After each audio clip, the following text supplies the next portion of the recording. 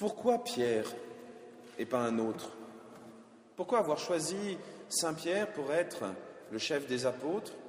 Pourquoi avoir choisi ensuite les papes qui se sont succédés pour être prince de l'Église, pour utiliser un vieux terme, pour être vicaire du Christ, pour utiliser encore un autre terme qu'on n'a pas entendu depuis quelque temps? Quel est le rôle de Pierre finalement? Est-ce que c'est celui qui est le plus doué? Est-ce que c'est parce qu'il a bien répondu à la question qu'il devient le chef? Mais dans ce cas-là, il y en aurait des centaines que l'on pourrait mettre à la place du pape. Bon, peut-être pas lorsque c'était Benoît XVI, parce que là, pour réussir à rivaliser, il fallait quand même se lever de bonne heure. Mais n'importe quel pape demande des conseils en permanence, a besoin de théologiens pour l'entourer, et même certains, de temps en temps, pour le rectifier. Le pape actuel, d'ailleurs, si vous ne le savez pas, a la chance d'avoir un pape au fond du jardin. Et il en profite. Souvent, il va voir le pape émérite pour lui demander des conseils, pour lui demander de corriger un petit peu certains de ses textes, pour lui demander de l'orienter, de le clarifier. Donc le pape n'est pas pape parce qu'il est le plus intelligent. Est-ce qu'il est pape juste simplement parce que Dieu l'a choisi?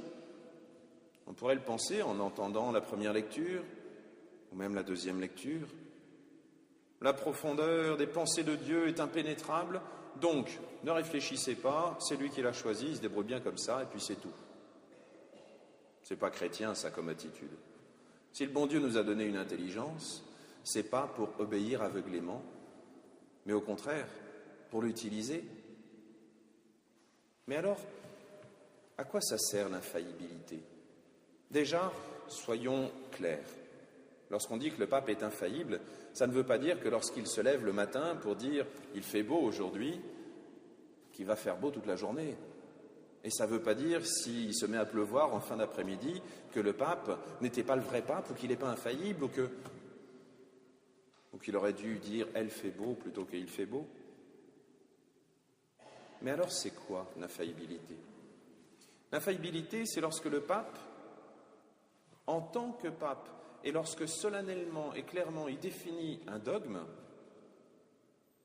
et qu'il l'offre à toute l'Église comme vérité de foi, uniquement lorsqu'il s'agit soit de la foi, soit des mœurs, c'est uniquement là que le pape est infaillible. Dans l'histoire de l'Église, il n'y a pas beaucoup d'exemples. Le pape, ce dernier siècle, ces 100 dernières années, par exemple, 150 dernières années, n'a utilisé que 2 fois l'infaillibilité. Une fois pour dire que Marie était l'Immaculée Conception. Mais bon, la Vierge Marie s'est empressée de venir à Lourdes pour dire à Bernadette « Je suis l'Immaculée Conception ». Gentil de sa part de venir confirmer. Et puis, il y a 60 ans, lorsque le pape a défini que Marie était montée au ciel. Vous savez, ce que l'on a fêté le 15 août. Mais ça faisait déjà des centaines, des milliers d'années qu'on fêtait Marie qui monte au ciel, la dormition de Marie. Qu'est-ce que le pape a de spécial? Il est celui que Dieu a choisi pour nous guider, pour nous affermir dans la foi. Dans la première oraison de la messe, qui est très belle, nous demandons à Dieu d'être ancrés en lui au milieu des changements de ce monde. Et heureusement qu'il y a un pape pour nous sortir un petit peu la tête de notre nombrilisme. Vous savez, cette ère du temps, cette mode actuelle de dire « c'est mon choix ». Et parce que c'est mon choix, eh bien ça doit devenir vérité d'Évangile. Et le choix de chacun devient un dogme aussi intouchable que toutes les idées qu'on peut se faire des dogmes. Mais un dogme, c'est quoi? Lorsque c'est l'Église qui définit un dogme, elle ne va pas lancer une division ou 2 de gardes suisses pour aller attaquer ceux qui osent dire en homélie que c'est pas vrai ou que peut-être. Vous imaginez le nombre de gardes suisses qu'il faudrait pour ça? On a toujours le mot de tolérance à la bouche. Connaissez-vous une seule organisation, un seul État qui soit aussi tolérant que l'Église?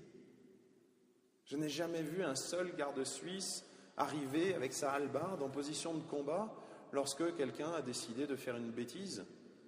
Sinon, imaginez, chaque année au mois de juin, lors de certains défilés, ce qu'il faudrait aussi comme garde suisse et comme eau froide. Non, l'Église est comme une boussole qui oriente, qui montre la bonne direction, c'est-à-dire celle de Dieu. L'Église, même si elle n'est pas parfaite, est celle qui nous aide à nous repérer. Humainement parlant, c'est déjà indispensable.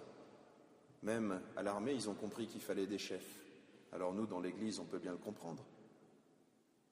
Mais c'est plus qu'une réalité humaine. L'Église,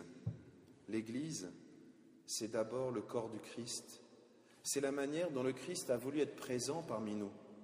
Ce n'est pas une ONG, ce n'est pas un club. L'Église, c'est vraiment la manière d'être unis à Dieu. Saint Pierre, là-dedans, tiendrait peut-être le rôle du cou qui unit la tête au reste du corps. Chez nos frères orthodoxes, ils ont des belles icônes et souvent, quand on regarde les icônes du Christ, on voit un Christ avec une tête à peu près normale et un cou énorme, comme un lutteur de je ne sais quoi.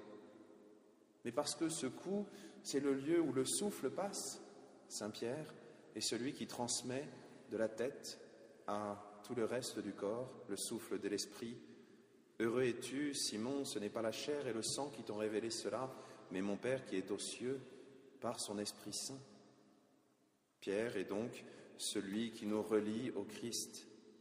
Mais ça ne veut pas dire que c'est un privilégié.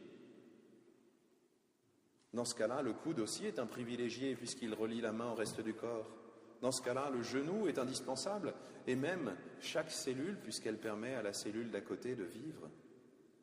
Nous avons tous le rôle de Pierre lorsque nous transmettons la foi à nos enfants, nos petits-enfants, ceux que nous avons au catéchisme, lorsque nous témoignons de notre foi auprès de nos frères, comme par exemple, tellement de chrétiens sont en train de le faire au Moyen-Orient. Alors aujourd'hui, osons demander à Dieu d'aimer Pierre, pas parce que son style nous plairait plus qu'un autre, mais parce que nous savons que le Christ a voulu dépendre de lui, comme il a voulu dépendre de chacun de nous, pour que son Église vive. Parce que cette Église, elle n'est pas un but en soi, elle n'est pas simplement une organisation humaine, mais elle est déjà le royaume des cieux qui commence ici-bas. Que Pierre nous aide à lier sur la terre cet amour de Dieu pour chaque homme. Que Pierre nous aide à lier sur la terre cet amour de Dieu entre nous. Que Pierre nous aide à lier sur la terre pour que dans le ciel, nous soyons liés à Dieu absolument, totalement, éternellement.